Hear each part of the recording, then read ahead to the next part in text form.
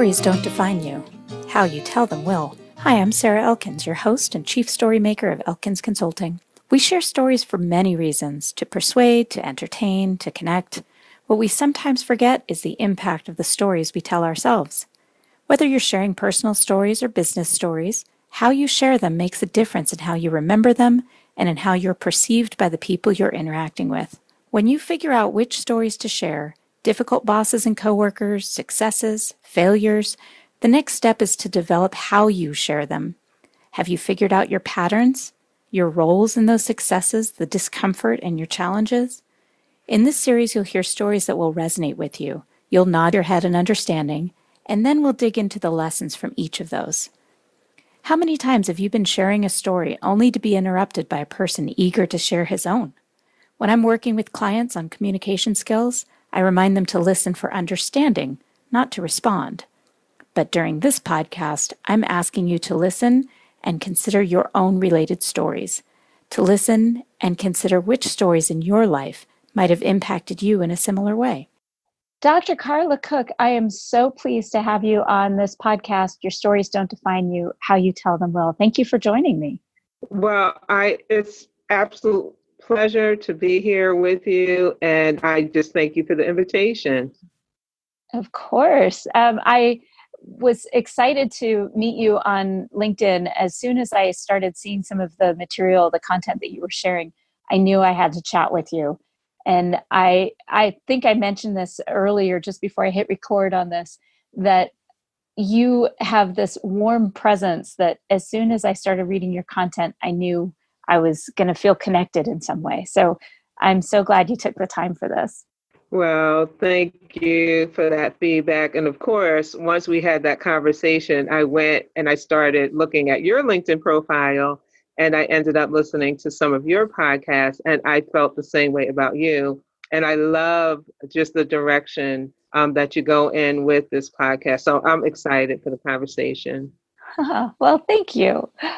I always start my podcast interview with a question of asking you to please share something about yourself that most people don't know about you.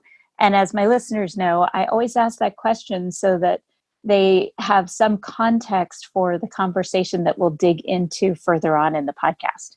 So what do you think? Do you have something to share? Well, I think the one thing I would share, I have a lot of things I could share, but the one thing that came to mind for me is the fact that I just absolutely love children. I do not have any of my own children, but I've been so blessed to be a significant, caring adult figure in the lives of many, many children through what I do professionally. But also personally, I have 12 great nieces and nephews, and one of those is on the way. Yeah. Oh my gosh, 12. That's a big family. And they're just so full of life and lovely and energy and innocence. I love their perspective. And then I just get to encourage them and love on them and spoil them and then send them home. Oh, that sounds perfect. I was just telling somebody, I love other people's puppies. Yeah. For the same reason. I like my big old dog. That's so funny. Yeah, I guess in the reading that I've done of your content, that I guess that wouldn't really come across, but it doesn't surprise me at all, based on what I know about you, just from your content. That you're obviously a caring person, but it's interesting that that's the choice that you made to share was your love for children. That's great. And that's interesting. You figured that out. Yeah. Well, it's funny. I love children as well, but I definitely don't have the patience that I used to have for them. And Yes. When my boys were little, we live in a neighborhood where we had lots of kids around, and we live right across the street from an elementary school. And I remember when our boys were little, loving having a house full of people and kids running around and having fun, and the sound of their laughter, it just filled me up. And now I go to somebody else's house who has little kids, and there's all the same stimulation and I get tired really quickly. Right, right. It's really interesting as you say that because I think about the fact in life, like we do go through phases and stages, and where we were at one point in life and what sustained us at another point in our lives, it no longer does that for us, and we have to, shift. I think a lot about shifts in life. So when Yes, you when which you mention that, it makes me think about that. right, and that's part of why I reached out to you for this conversation was because you talk a lot about transition and what that means for people. So that we may as well jump right into that conversation. So Right. tell me a little bit about what you do so that we can get into that conversation. I can start asking questions. Okay, great. Well, I am a psychologist in New Jersey. I have a private practice, and the name of my practice is Sanctuary of Hope and Healing. And so I work with children and adolescents and adults. And a lot of what I do focuses around managing stress, the different levels of stress, whether it's just the daily day to day stressors or chronic stress, or all the way to the other side of the spectrum of trauma. And really, my what I do pretty much all day is have conversations, like we're having. But it's interesting, that you picked up on when you looked at my content around transitions, because I never really, that wasn't foremost on my mind, and it's not intentional. But it's interesting because, like I said, there's so many shifts that I've experienced, and I think that's a part of the human experience. And I started to experience a need to shift even in my private practice. I really started to feel like what I was doing, as much as I love it and I do continue to do it, it started to feel constricting to me in some ways. It was kind of like having clothes on that just weren't necessarily fitting me the same way. And Mm-hmm. so I started to speak more publicly. And I developed this initiative that I call On Being Well. And it really is about talking about being emotionally empowered. So I do a lot of that now, talking about emotional empowerment and how we can achieve that. Mm-hmm. And that makes a lot of sense in terms of, you do something for a very long time and it starts to not fit anymore. I love that you use that metaphor of your clothes not quite fitting anymore. And it definitely fits into that idea that we talk a lot about, how we behave during transition times in our lives. And what popped into my head was that I can still fit into a dress that I bought 20 years ago, but it doesn't fit the same way. You know, Right. things have shifted, and not necessarily in a bad way. I mean, I've had two kids and I have those scars of joy, is what I call them. Um, Right. but it definitely, when you say you've been doing something for a while and those clothes have fit for a long time, but suddenly you're shifting. And so the clothes don't fit in the same way. They might still fit and you can still continue to wear them, but they don't fit the same way. And sometimes you just have to choose to let those go. Yeah, yeah. I love that as you talk about that because it just makes me think about the reality that things probably should change because we are always evolving and growing and becoming. And so, yeah, to be able to fit in something, but the quality or the way that you fit in it changes is different. I do think it speaks to that evolution that we all go through as human beings. Well, we hope. Yeah, It's hard true. though. And oftentimes people choose not to because it's hard. It's certainly not the easy way to shift and change. And those clothes that you loved before that you can still fit into, should you keep wearing them? That That's is so true. Yes. yeah. that makes me think about, those clothes you have in your closet. Well, I have in my closet. Let me just say that I just keep looking at and I'm like, wow, I wish I could fit in that again. But it's like your time has come and gone. That is not going to work for you. Find someone who will really appreciate that clothes, that Right. dress that you love and that was so expensive, and that they will really be able to get better use out of it, as opposed to holding on to things that just don't fit anymore. Yes. Oh my gosh, we could go so many directions with this analogy. I I, know. I'm imagining the clothes that I also like hold on to for some reason, either they have sentimental value or I wish they could fit again. Um, but it's so funny because in the same sense that I would love to be able to fit into them, I don't, and I'm still quite satisfied and comfortable in my skin right now. So I think Right. we could even shift this to be talking about wanting to look younger. You look at a picture of yourself from 20 years ago. I wish I could look like that again. And yet, I look in the mirror and there are definitely things that I'm like, oh my gosh, look at that new wrinkle, or look Right. at look at that cluster of gray hairs that's coming in now that wasn't there before. And the thing is, I look at them and I think about how much I've earned those things, that I'm so different and so much more comfortable in my skin. And then I don't have those rose colored glasses anymore. When I look at those pictures of me younger, I remember looking in the mirror and picking apart the things I didn't like about myself. Right. Yeah. So even then, I didn't appreciate it. Right, right. I look back, but I think a lot of people talk about this, and maybe cliche in some ways, but it's kind of like, well, if I could be that person but have the wisdom that I have now, then I would choose to be that person, but I wouldn't be that person as she was.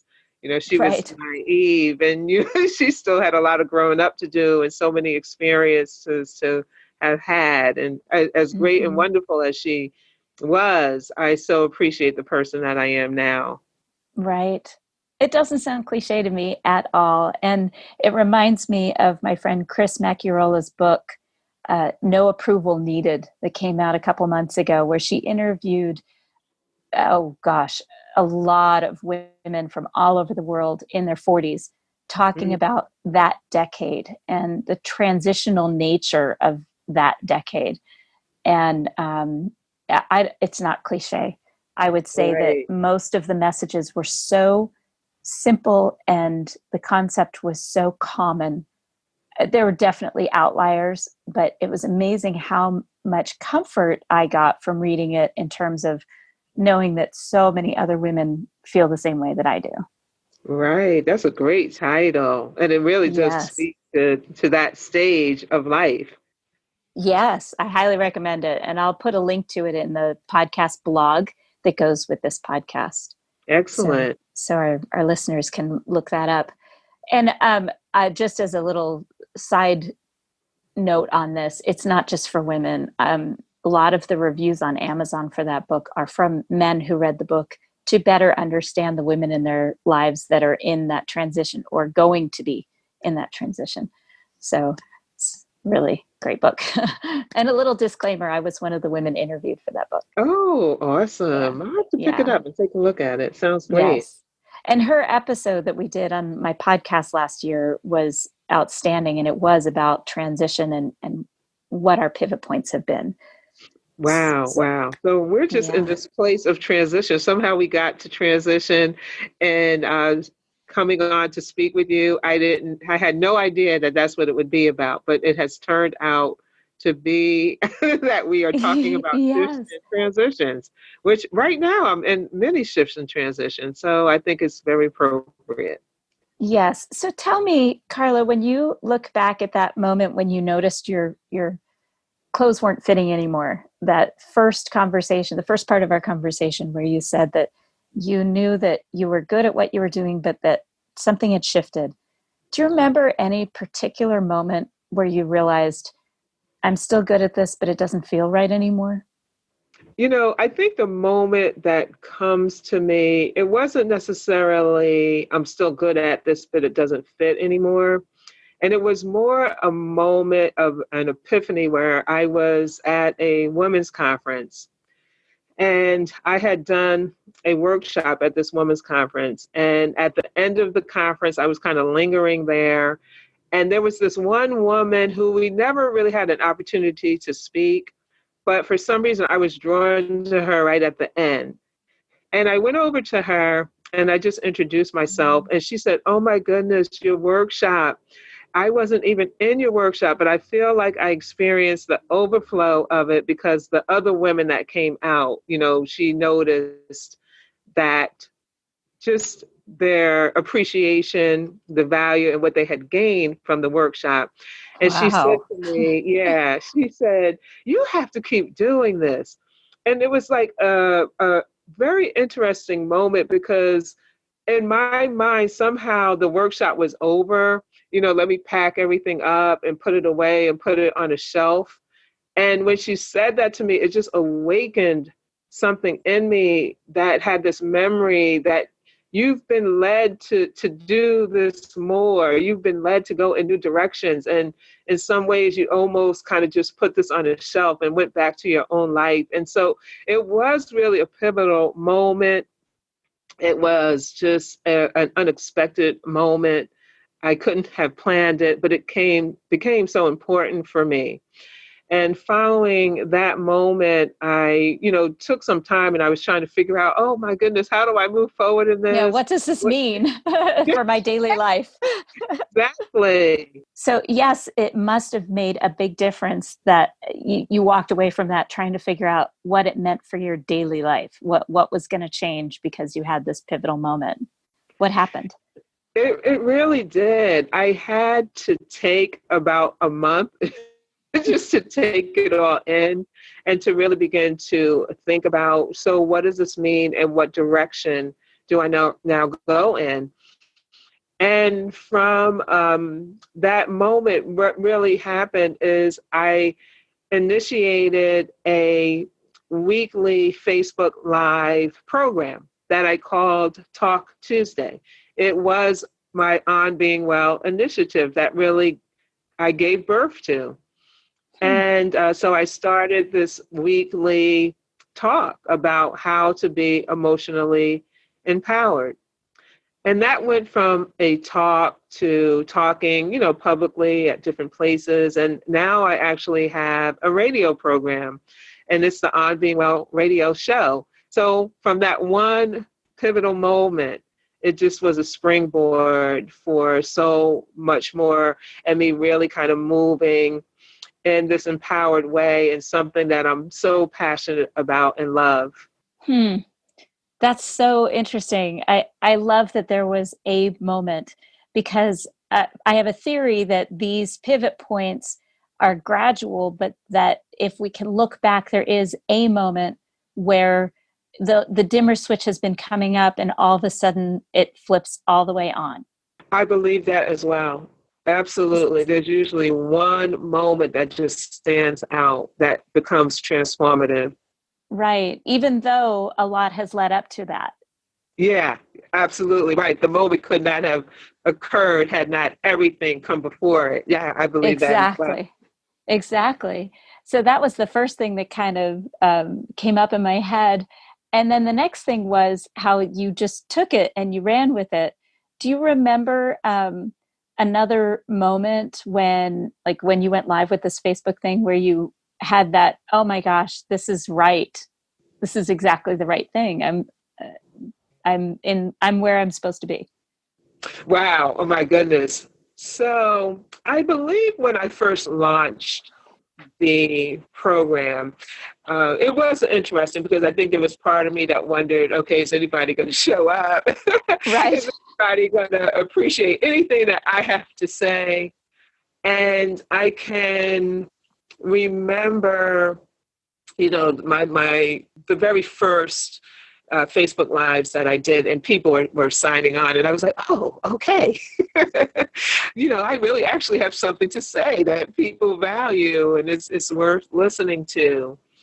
And I can remember I started to get a lot of feedback, even offline, about what it meant for a certain conversation to have been had. And I think it was really those moments. It wasn't one concrete moment, but it was just that moment where I started to get a lot of offline feedback that it was really making a difference for people. That became that next moment that said, okay, yes, I'm absolutely in the right place doing the right thing.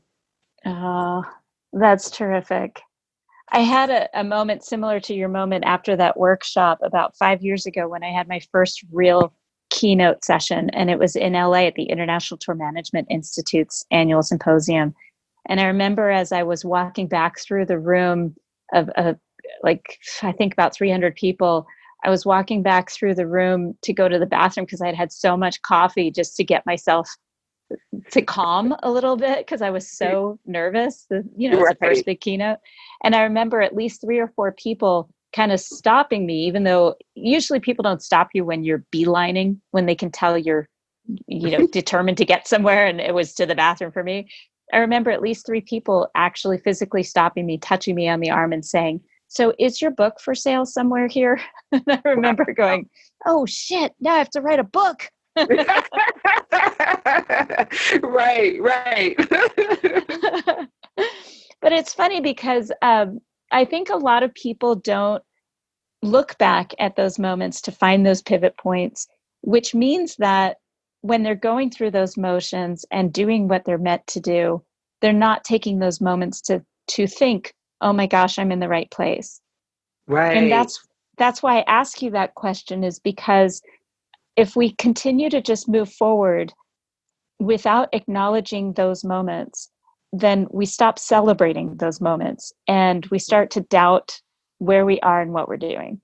Yeah, I mean, I think that's such an important point that you make, particularly around the celebrating. I think about being in the moment. And even when you told that story about you had your keynote, but then it was like the next thing. Oh, now I have to move on, to the Right. book. And I think sometimes life pushes us in that direction and it kind of like propels us like, oh, this has happened, now what's next, as opposed to really just being able to take in the moment, in the Mm-hmm. world of psychology. And that's, just being mindful, just being able to appreciate what just occurred and to feel that and to notice, what does it mean right in this moment for me. I think that is so important. Yeah, exactly. I think back at that time and I remember at that moment adding stress. Right. And then it wasn't until later, and this is why I love what I do, when I got to tell that story to somebody who was the right person to tell that story to, she said, "Oh my gosh, Sarah, think about what that means." And it wasn't, "Now you have to write a book." It was, "You've made an impact and people want to read what you have to say." She said, Wow. and it was one of those asking me the right questions so that I could stop and process that moment. And as you said, celebrate it, as opposed to moving to the next thing. Like, oh, okay, now I have to start my book, and not taking that moment to remember the story for what it really was. It wasn't a trigger to go write your book, even though it was. It was a moment to celebrate that somebody said they Wow. wanted to read your book that you hadn't Yeah. written yet. Right. I love that because what it speaks to is reframing what occurred. And I do think even as you talk about our stories sometimes change in hindsight. We Oh, look they back. always do. Yeah, yeah. So the story was one thing, but then when we really look back and understand it differently, or we look at it from a new perspective, it becomes something else, and it does become, meaningful in a different way. Yes. Yes. And again, it comes back to sharing the story with the right person and sharing it as a story, not as a small episode, but as a story all by itself. Right, right. Oh. I'm enjoying talking about these stories with you. See, you are a right person. That's why you got this assignment to help people tell their stories because you do it well. And Well, I'm really thank you. appreciating this conversation. Well, thank you. It's so funny. I'll look back on this podcast and go, oh, that was one of those moments. So let's dig back a little further back when you decided to go into the field you went into, working with people and helping them address their stresses and anxieties. Do you have one of those moments, like as a kid or as a young adult, maybe in college or with a parent, that you had a conversation that triggered this desire to learn more? It's interesting. I do have a story. I have, as I look back, I think about myself. I think about the fact that I really have always been someone that has had a love for people and appreciation, and have been like a natural healer. And when I was 13, I wrote this poem that kind of really is the epitome of that. And the poem went, I'm growing up and growing up free. No one in this world will ever stop me. I want to do, I want to do the things that are right. I want to help people, black and white. I'm growing up and growing up strong to help the people who do me wrong. So that really, Wow. I still remember it. I don't know why, because I was 13. 13. Yeah, but it really spoke to my heart, and it spoke to who I was and am at the core of my being. I So, am a helper. right. So somebody did something that hurt you, that hurt your feelings, and your instinct was to think that person's hurt, that's why they hurt me. Is that accurate?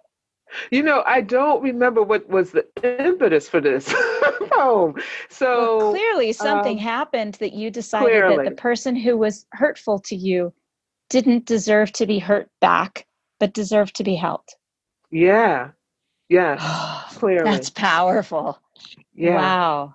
So when has that happened since then? I'm guessing that has happened since then, that you felt hurt by something, but instead of responding in hurt or taking it as a personal insult, that you or injury, if it was physical, that you thought, no, this the reason this person did it is because they were damaged and they need my help.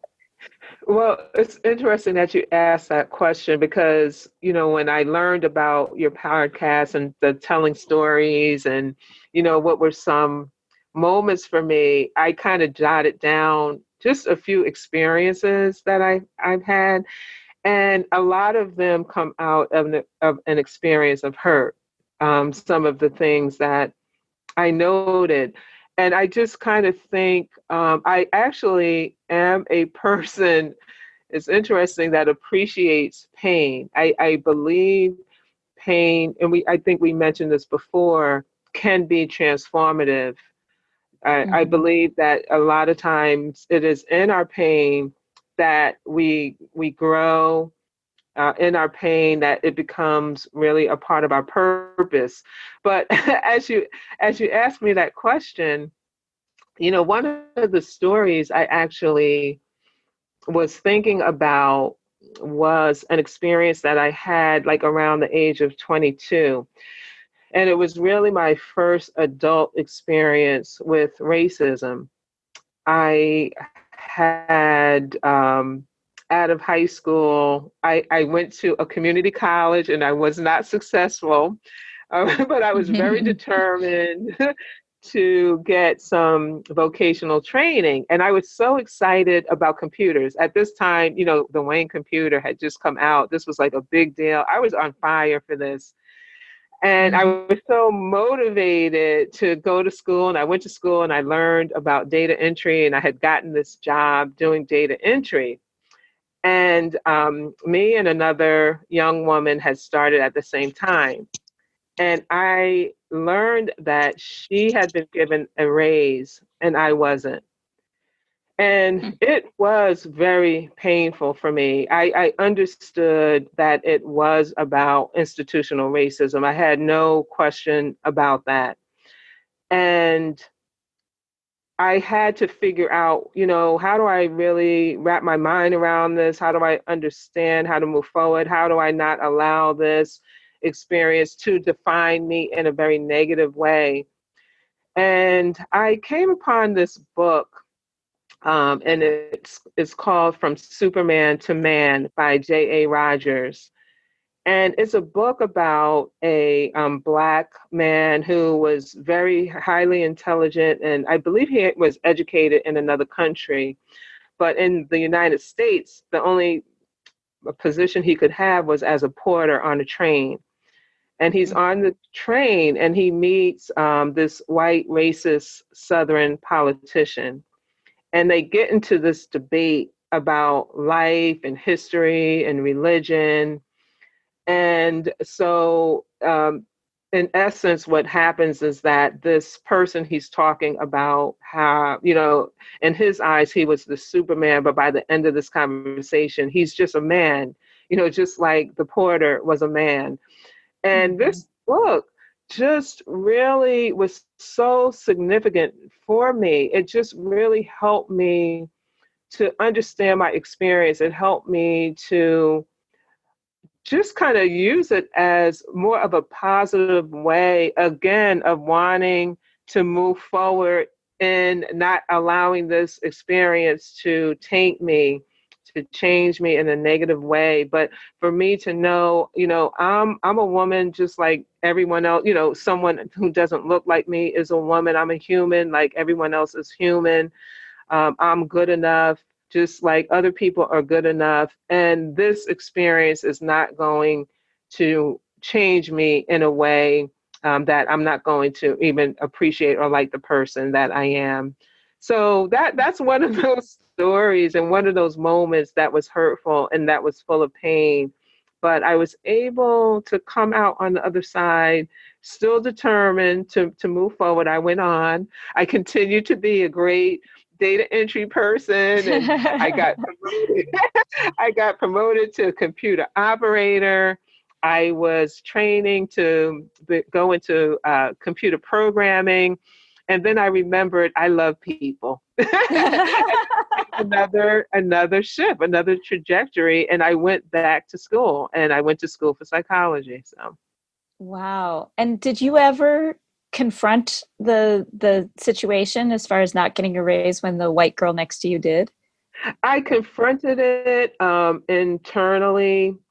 It was denied. It was so painful that I ended up just leaving the job. Definitely, I probably could have had a lawsuit or something like that, but I never pursued anything like that.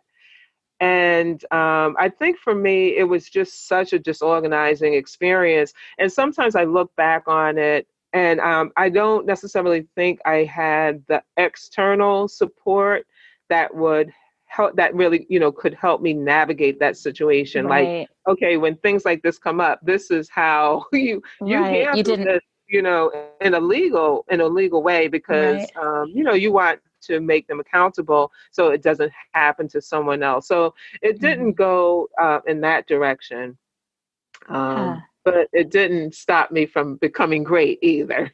Right, of course not. But you just Yeah. probably didn't have the resources available to you to ask somebody, how do I approach this? How do I make this right? And it didn't necessarily need to be a lawsuit. It could have been just approaching it in the right way with the right words. But Yes. and in that case, you just didn't have the resources to guide you in the way that you needed at that moment. Yeah, I think about that even a lot. One of the areas that I talked about that I work around now is stress and trauma.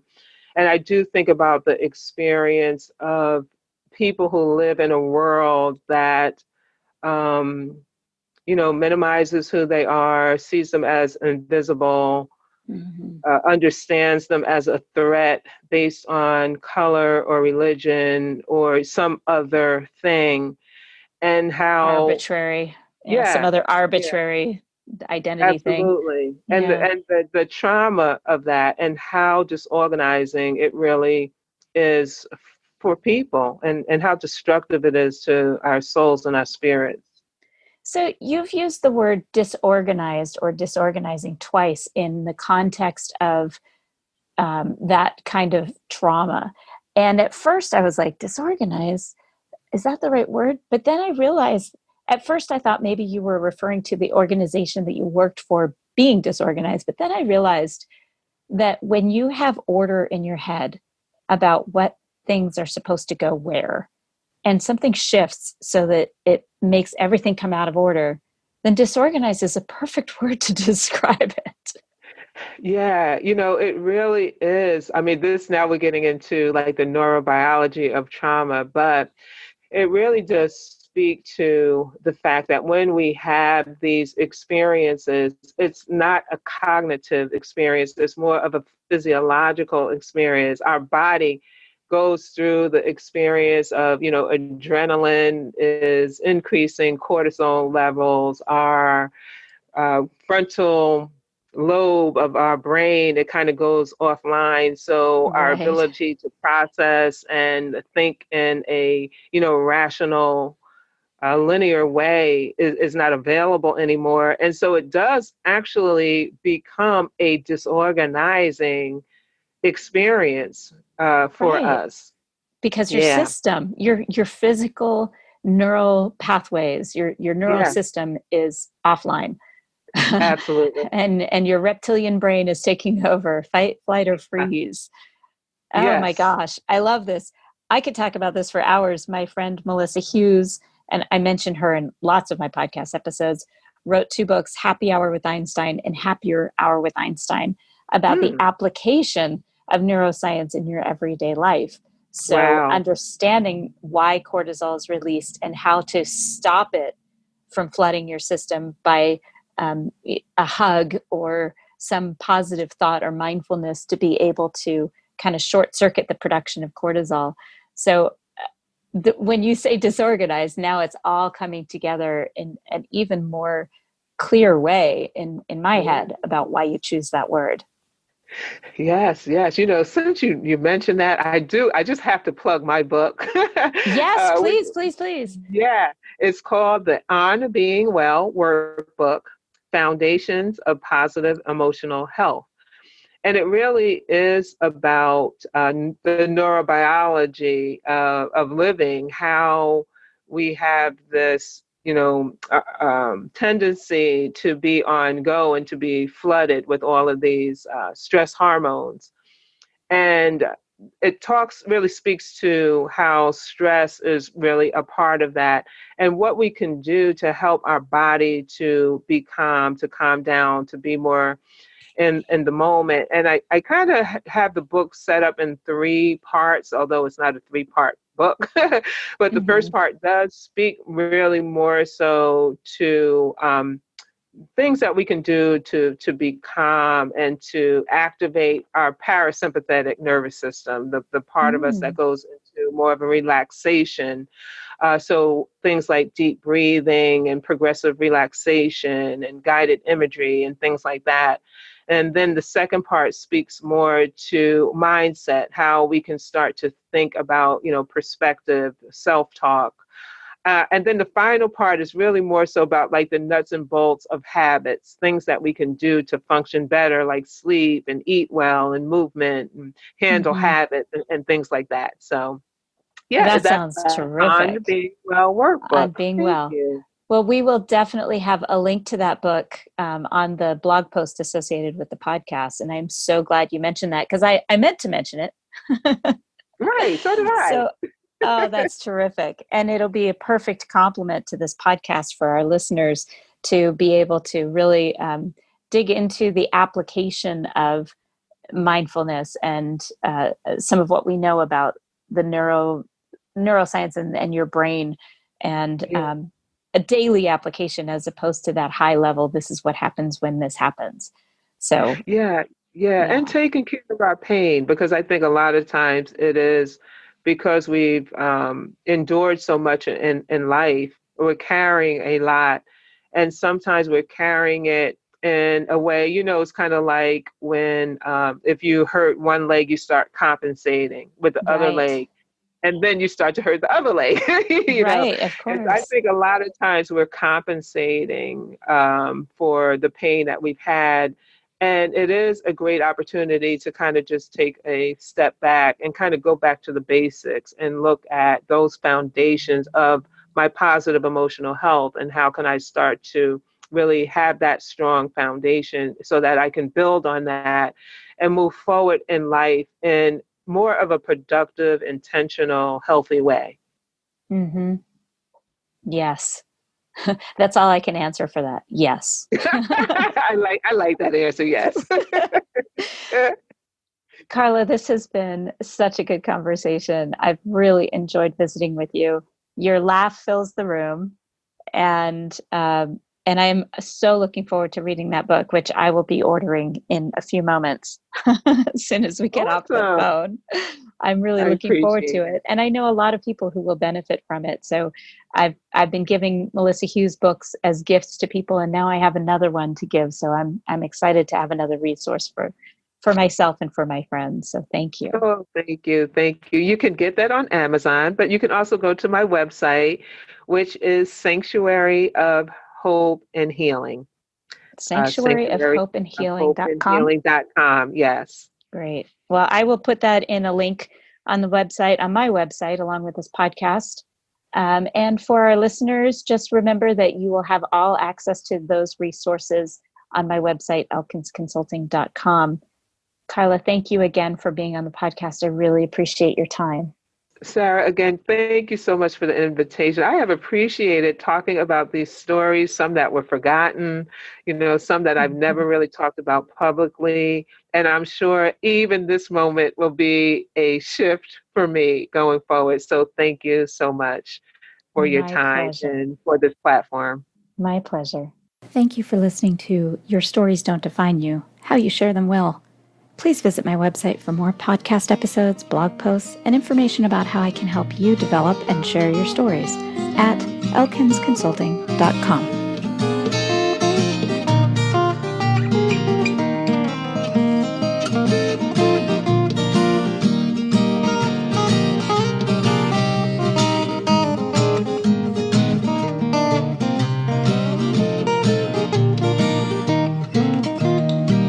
Now listen to me, honey, while I say, how could you tell me that you're going away? Don't say